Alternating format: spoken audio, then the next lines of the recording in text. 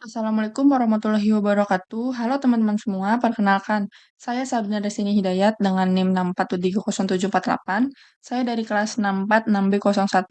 Pada video ini bertujuan untuk penilaian tugas individu tes manajemen sekuritas dan portofolio, yang dimana terdapat dua tugas. Tugas yang pertama yaitu menghitung dua saham, dan yang tugas kedua yaitu menghitung tiga saham. Pada tugas pertama ini, sudah terdapat keterangan seperti bobot portofolio saham A, saham B, kemudian tingkat bebas risiko, return saham, beta saham A dan B, kemudian sudah terdapat harga saham A, harga saham B.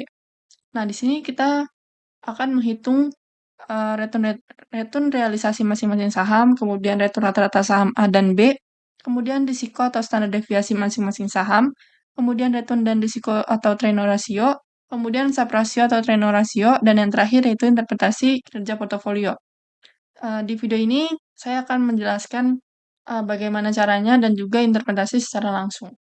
Jadi yang pertama kita akan mencari return realisasi dan return rata-rata masing-masing saham.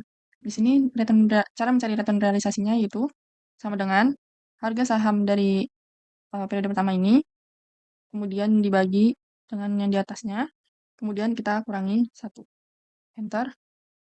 Nah, di sini sudah muncul hasilnya, kemudian kita langsung tarik aja ke bawah, dan juga kita tarik ke samping.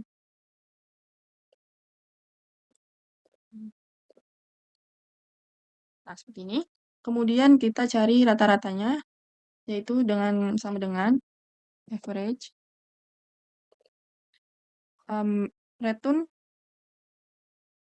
return yang pertama ini kita tarik sampai 3 ini. Kemudian tutup kurung. Enter. Nah, di sini sama kayak tadi kita tarik ke samping. Selanjutnya yaitu kita menghitung return relatif A. Caranya yaitu sama dengan 1 ditambah return realisasi yang periode pertama ini. Enter. Kemudian kita tarik ke bawah. Dan kita tarik lagi ke samping.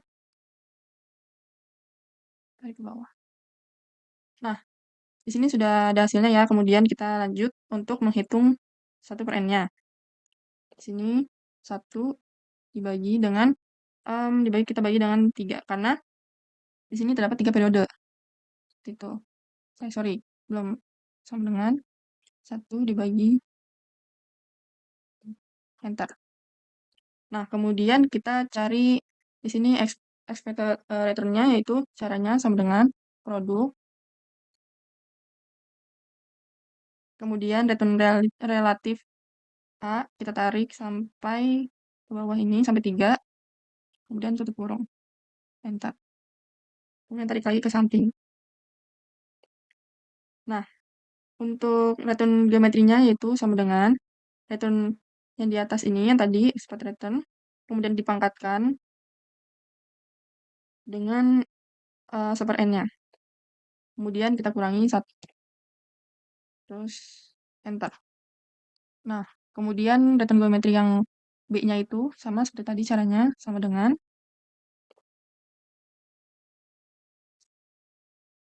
enter. Nah, sudah ketemu hasilnya. Selanjutnya di sini kita mencari standar deviasi saham A. Di sini kita langsung saja masukkan return realisasi A dan expected return yang sudah tadi kita dapatkan di sini. Yang sama dengan, sini langsung kita tarik aja ke bawah, kemudian enter.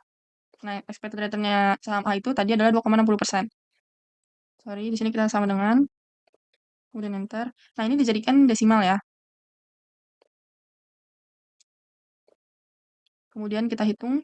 Di sini yaitu caranya, rumusnya itu R dikurang ER. Yaitu return realisasi dikurang dengan expected return. Sama dengan, ini kita kurangi dengan ini. Enter. Kemudian ini langsung aja kita tarik ke bawah. Nah, di sini hasil caranya itu R dikurang ER dipangkatkan dengan 2. Hasil yang tadi ini kita pangkatkan 2. Enter. Nah, kemudian kita tarik ke bawah. Nah, selanjutnya kita mencari varians. Cara mencari varians yaitu sama dengan sum. Kemudian hasil ini tadi kita tarik ke bawah. Kemudian tutup kurung dulu, baru enter. Nah, variansnya yaitu 0,003.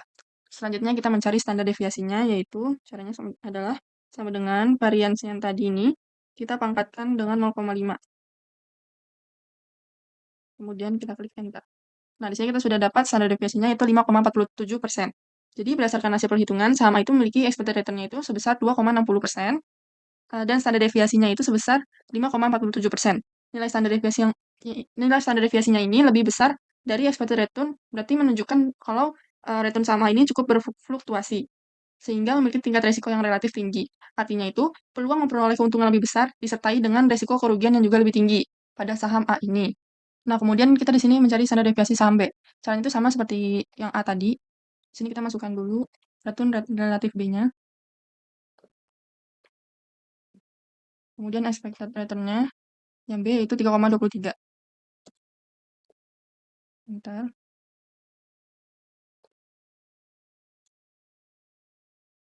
Nah, ini sama kayak tadi juga caranya. Langsung aja kita tarik. Kemudian sini juga. Langsung kita tarik juga. Kemudian kita cari variansnya yaitu sama dengan ini kita tarik ke bawah. Tutup kurung. Enter. Kemudian standar deviasinya itu sama dengan variansnya. Kemudian kita pangkatkan dengan 0,5. Enter. Nah, di sini kita mendapatkan standar deviasinya yaitu 7,16%. Berdasarkan hasil perhitungan, saham B itu memiliki expected return sebesar 3,23% dan standar deviasinya itu sebesar 7,16%. Nilai standar deviasi yang didapatkan dari saham B ini cukup tinggi, berarti menunjukkan bahwa return saham B ini lebih berfluktuasi, sehingga memiliki tingkat resiko yang tinggi.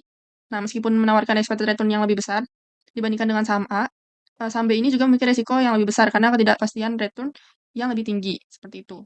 Oke, selanjutnya di sini kita mencari return portofolio dan juga risiko portofolio. Yang pertama kita cari return portofolio terlebih dahulu. Ada saham A, return geometrinya itu sama dengan sini 2,60%. Kemudian bobot sahamnya itu adalah 50%. Kemudian return geometri saham B-nya itu 3,23%. Enter. Bobot sahamnya itu 50%. Nah, di sini kita langsung masukkan aja. Caranya itu seperti ini. Sama dengan return geometri ini kita kalikan dengan bobot sahamnya.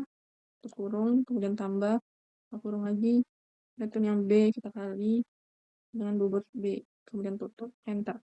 Nah, di sini didapatkan return portofolionya yaitu sebesar 2,91%. Selanjutnya risiko portofolio. Di sini kita masukkan risiko yang A yaitu 5,47, bobot sahamnya yaitu 50%. Selanjutnya risiko yang B-nya itu 7,16%. Enter. Kemudian bobotnya itu 50%. Nah, caranya juga sama seperti tadi. Langsung aja kita masukkan caranya. Risiko dikali bobot saham, tutup kurung, ditambah buka kurung, risiko B, dikali bobot saham B, tutup kurung, enter. Nah, di sini kita dapatkan risiko portofolionya yaitu sebesar 6,32%. Oke, teman-teman semua, mohon maaf di sini saya menambahkan tabel baru yaitu beta portofolio. Di sini yang kita masukkan yang sudah ada di keterangan di paling awal. Di sini beta sahamnya A yaitu 1,2 dan yang B itu 0,8. Langsung aja kita masukkan ke tabel yang tadi. Di sini 1,2%. Sorry. 0,2. Nah, ini tadi di sini 0,8. Nah, bobot sahamnya yaitu 50%. Kemudian di sini kita masukkan rumus yang ini dengan kita saham A dikali dengan bobotnya, kemudian ditambahkan kita saham B dikali dengan bobotnya, enter. Nah, hasil 100% ya teman-teman. Kemudian selanjutnya saya akan masukkan rincian datanya. Ini kita masukkan berdasarkan yang hasilnya sudah kita dapatkan tadi. Langsung aja kita masukkan.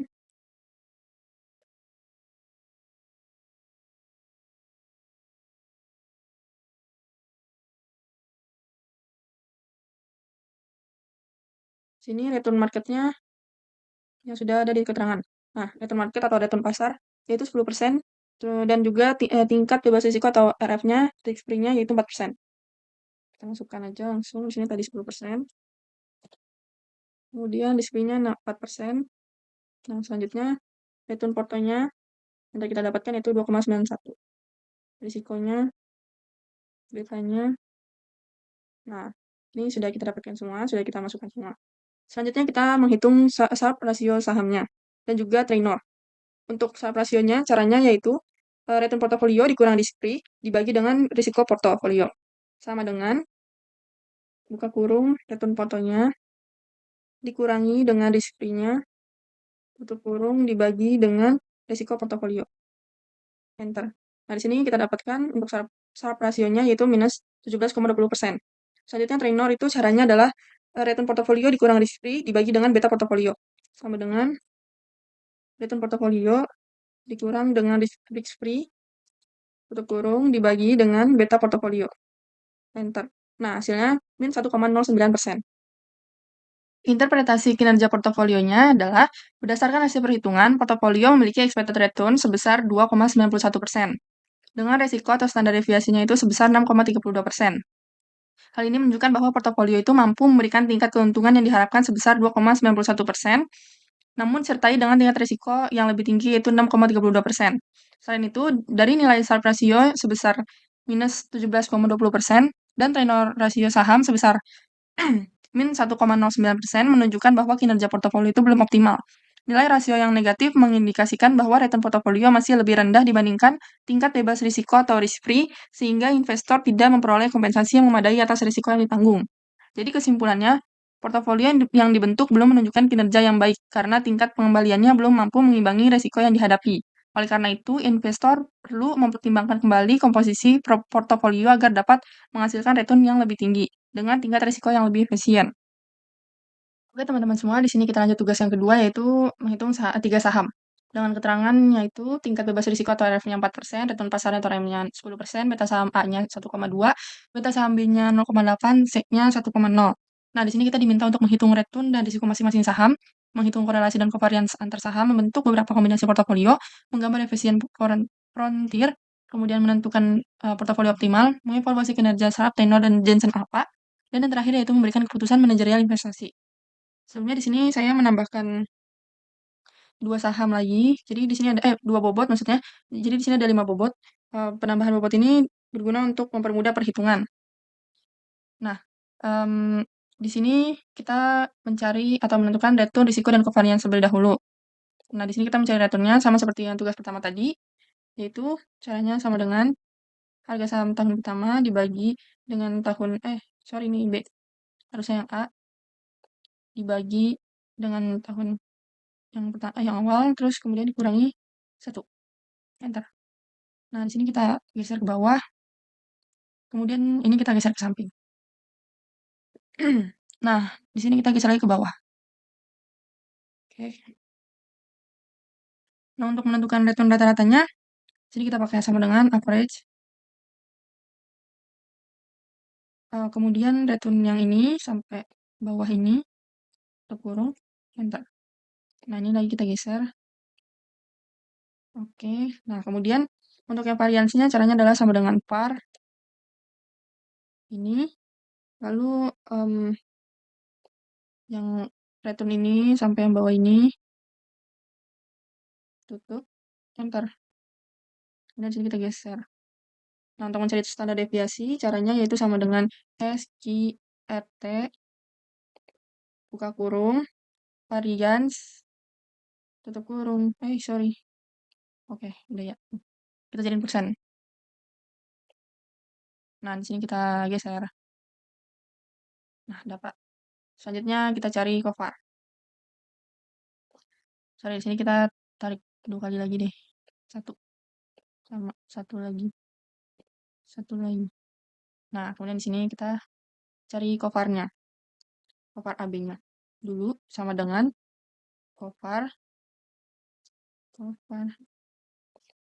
buka kurung, return realisasi A, karena di sini A dan B, kemudian titik koma, dan yang B.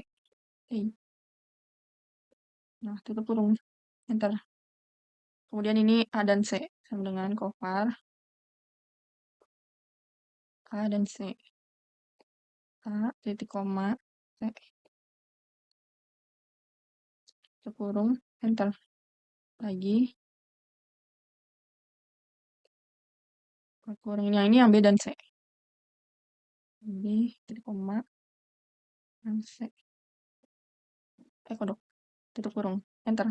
Nah, di sini kita sudah dapatkan return rata-rata, varian, standar deviasi, kopar A dan B. Dan juga returnnya. Oke, jadi di sini dapat kita lihat bahwa saham A itu memberikan return tertinggi dengan risiko yang relatif rendah. Saham B itu menawarkan return yang cukup tinggi, tetapi risikonya terbesar. Sedangkan saham C itu memiliki risiko paling rendah, namun returnnya paling kecil.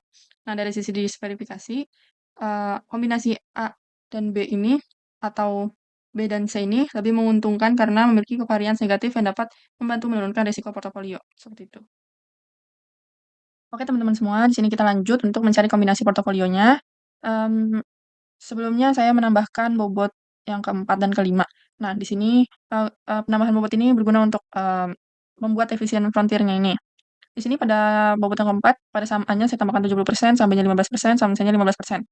Yang kelima, saham A-nya 15%, saham B-nya 70%, saham C-nya 15%. Nah, untuk mencari return risikonya ini, sebelumnya kita harus masukkan matriksnya dulu. Kemudian kita nanti mencari return porto dengan risiko portonya dulu. Nah, di sini dalam pemasukan matriksnya sudah ada contohnya di sini kayak var A gini-gini. Ini tinggal kita masukkan aja karena tadi sudah kita cari kan di sini. Ini ada variansi, ada kovarnya. Jadi tinggal kita masukkan aja di sini sama dengan var A-nya, varians A-nya, kemudian sama dengan ini kovar AB-nya. Bentar, sama dengan di sini kovar AC-nya. Bentar. Nah, lanjut lagi. Ini kovar AB-nya kita masukkan, kemudian ini varians B-nya kita masukkan, kemudian cover BC-nya, enter. Lanjut, cover AC-nya, enter. Cover BC-nya, enter. Ini varian C-nya, enter lagi. Nah, ini sudah kita masukkan matriksnya. Selanjutnya kita mencari return porto dengan risiko porto. Nah, di sini yang perlu dicari itu, yang perlu kita dapatkan itu varian portofolio, kemudian standar deviasi portofolio, kemudian return portofolio. Untuk mencari varian portofolionya, caranya sama dengan MMULT, buka kurung MMULT lagi, kemudian masukkan bobot yang pertama, kemudian titik koma, kita masukkan seluruh matriksnya, tutup kurung, titik koma, buka kurung, masukkan kombinasi yang pertama, ini dari yang ini, sampai sini, tutup kurung 2 kali, baru enter. Nah, kita dapatkan, kemudian untuk standar deviasinya sama dengan SGRT, terus di sini buka kurung, kita masukkan varians, tutup kurung, enter. Nah, untuk return portofolionya sama dengan sum produk, buka kurung bobot yang pertama, titik koma maksudnya, kemudian seluruh return rata-ratanya ini. Nah, kita tutup kurung, enter. Nah, ini sudah kita dapatkan. Selanjutnya yang kedua itu kita seperti tadi lagi caranya sama dengan MMULT. Ini buka kurung MMULT lagi, buka kurung bobot yang kedua, masukkan titik 2. Kemudian kita masukkan matriksnya, tutup kurung titik 2 kita masukkan, tutup kurung lagi, tutup kurung kita masukkan kombinasi tutup kurungnya 2 kali, enter. Nah, standar deviasinya sama dengan SQRT, masukkan variannya, tutup kurung, enter. Nah, return portonya sama dengan sum product, buka kurung, bobot yang kedua, bobot ini, titik koma, kemudian seluruh return rata-ratanya nih. Ini tutup kurung. Gimana? Udah belum? Nah, baru di enter. Nah, ini kita dapatkan lagi. Selanjutnya yang ketiga, keempat, kelima, caranya seperti tadi. Ini saya skip aja ya untuk memasukkannya supaya lebih cepat. Nah, di sini saya sudah masukkan yang ketiga, keempat, dan kelimanya. Hasilnya segini. Kemudian di sini kita masukkan return dan risikonya dari hasil yang tadi sudah kita dapatkan. Dari ini sama dengan returnnya dulu. Itu ini enter. Kemudian yang ini enter. Kemudian ini enter. Kemudian ini enter. Lanjut lagi, enter. Nah, untuk resikonya juga kita masukkan sama dengan ini, enter, sama dengan ini, enter, sama dengan ini, enter, sama dengan ini, enter, dengan ini, enter. Oke, sudah dimasukkan. Kemudian kita mencari efisien volunteer portofolionya. Di sini return dan risikonya kita blok. Di sini kita blok dulu, kita masuk ke insert, kemudian chart. Nah, ini kita pilih yang kedua. Kita geser dulu, di-adjust dulu, kecil-kecilin dulu. Nah, sini deh. Nah, ini klik kanan, terus kita select data. Yang ini kita remove dulu, kemudian kita add. Di sini kita masukin yang ini, kemudian yang X-nya kita masukin yang resiko. Oh ya, nih resikonya di sini. Kemudian Y-nya hapus dulu, baru kita masukin return. Oke. Di sini kita klik OK lagi. Nah, di sini sudah ada, kita lihat hasil. Kita lihat chartnya seperti ini bentuknya.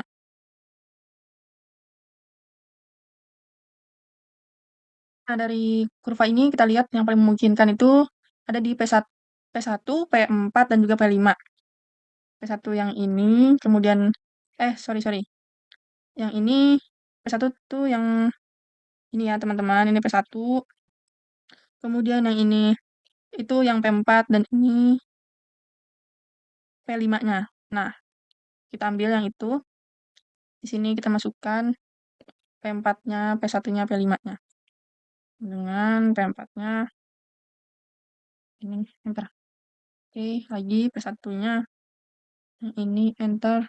P5-nya ini. Kita enter lagi. Nah, di sini kita bikin, kita bikin sama seperti ini. Ya, oke. Wait. Kita bikin kurvanya lagi. Kita bikin kurvanya dulu. Insert, chart, sorry, ini masih. Insert, chart, ini. Oh, hilang. Sorry, teman-teman. Ini ya. Kita blok dulu. Kemudian ke insert, kemudian ke chart. Ini kita pindahkan dulu ke sini. Kita kecilkan lagi. Nah, sudah belum? Nah, ini. Kemudian select data. Kita remove, kita add. Kemudian ini. Kemudian ini tadi yang X itu adalah risiko. Risiko yang mana? Ya, ini risiko. Y-nya adalah return. Klik OK. Oke, nah ini dia. Kita dapatkan bentuknya seperti ini. Oke teman-teman, jadi kurva efisien frontier ini membentuk huruf C. Nah, titik yang paling kiri itu, ini, yang ini adalah P1, kemudian disebut sebagai minimum variance portfolio, yaitu portofolio dengan risiko paling rendah dalam kurva ini. Kemudian yang bagian atas dari P itu menuju P4 adalah area efisien frontier di mana setiap peningkatan risiko diimbangi dengan peningkatan return. Investor yang bersedia menanggung risiko lebih tinggi akan membeli P4 untuk mendapatkan return tertinggi. Nah, sebaliknya, bagian bawah kurva dari P ini menuju dengan P5 adalah area tidak efisien. Risikonya hampir sama dengan P4, tetapi returnnya justru lebih rendah. Artinya, tidak ada investor rasional yang akan membeli portofolio di bagian bawah karena kurva ini ada pilihan yang lebih baik dengan risiko yang sama. Seperti itu. Oke, di sini selanjutnya kita membuat tabel untuk beta portonya. Di sini betanya sudah ada tadi keterangannya, yaitu A 1,2 sampai 0,8 sampai C 1,0. Lalu kita masukkan aja ke sini. Sini 1,2. 1,2%. Wait.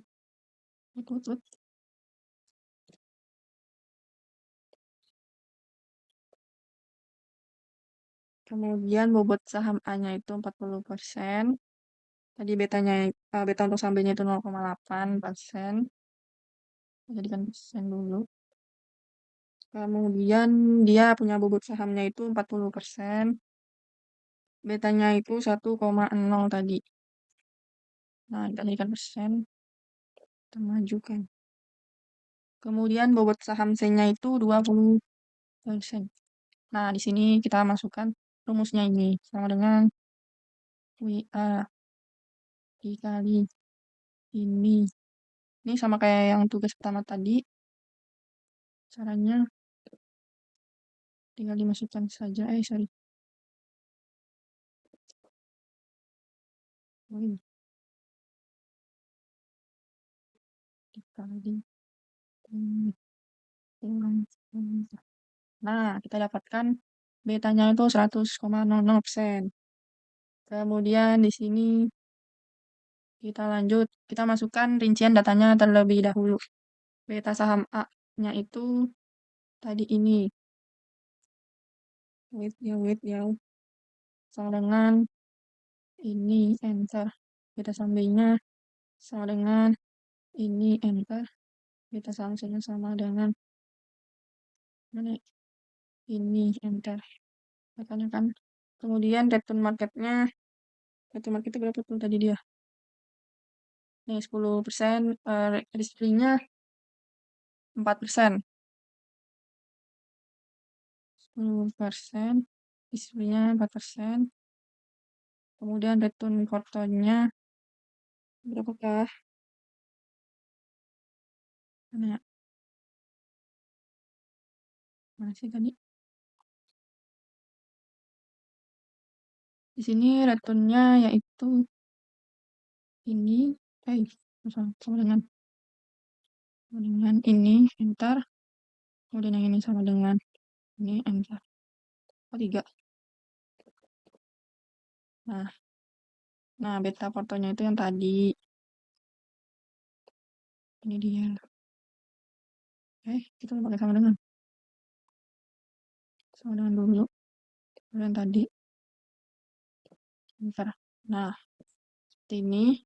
Jadi kita masukkan rincian datanya. Selanjutnya kita mencari evaluasi kinerja sahamnya. Yang pertama itu Sharpe rasio sahamnya. Rumusnya itu ini, return porto dikurang risk free dibagi risiko porto sama dengan return porto dikurangi dengan risk free.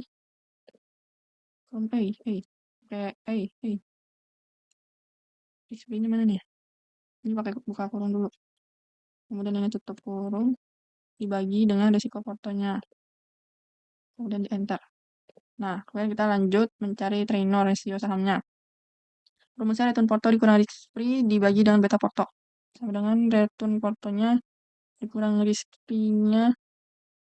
Lupa lagi pakai kurung. Ini dibagi dengan beta. Selanjutnya di sini kita menghitung Jensen rasio sahamnya. Rumusnya seperti ini. Ini buka kurung return porto dikurang buka kurung risk free ditambah buka kurung return market dikurang risk free tutup kurung kemudian dikali beta porto. Di sini kita sama dengan buka kurung return porto dikurangi buka kurung risk free kemudian ditambah buka kurung apa tadi ya? Ini ya, return market kemudian dikurang risk free tutup kurung dikali beta porto dikurang risk free tutup kurung dikali beta porto tutup kurung. Woi, kaget. Ini pakai kurung lagi nggak sih? Nah, gini. Nah, ini dia hasilnya. Minus 6,85%. Nah, jadi Sharpe rasionya itu minus 47,31%. Treynor rasio sahamnya itu minus 0,85%. Jensennya itu minus 6,85%. Nah, dari kurva tersebut, portofolio yang paling optimal adalah P1 dengan alokasi saham 40%, 40%, dan 20%. Portofolio ini menawarkan risiko terendah sebesar 1,796% dengan return 3,110. Bahkan lebih unggul dari P5 yang menanggung risiko jauh lebih besar namun returnnya itu lebih rendah. Sementara P4 ini memiliki return tertinggi, tambahan risikonya tidak sebanding dengan kenaikan return yang diperoleh. Maka dari itu, P1 menjadi pilihan yang efisien pada kurva ini. Nah, kemudian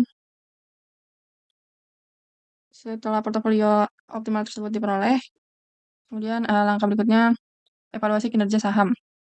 Hasil dari perhitungan Sharpe rasio sebesar minus 47,31%, Treynor rasio sahamnya minus 0,85%, dan Jensen alpha-nya sebesar min 6,85%. Ketiga indikator tersebut menilai negatif, yang menunjukkan bahwa kinerja portofolio belum optimal. Return yang dihasilkan masih lebih rendah dibandingkan tingkat bebas risiko, sehingga investor belum memperoleh kompensasi yang memadai atas risiko yang ditanggung. Nah, jadi keputusan manajer investasinya berdasarkan evaluasi tersebut dapat diambil adalah melakukan peninjauan kembali terhadap komposisi portofolio. Investor dapat mempertimbangkan penggantian saham yang kurang memberikan kontribusi return meningkatkan diverifikasi investasi, serta memilih aset yang memiliki potensi imbal hasil lebih tinggi. Dengan demikian, diharapkan kinerja portofolio dapat menjadi lebih optimal pada periode berikutnya. Sekian video dari saya, semoga penjelasannya mudah dimengerti. Kurang lebihnya mohon maaf. Wassalamualaikum warahmatullahi wabarakatuh.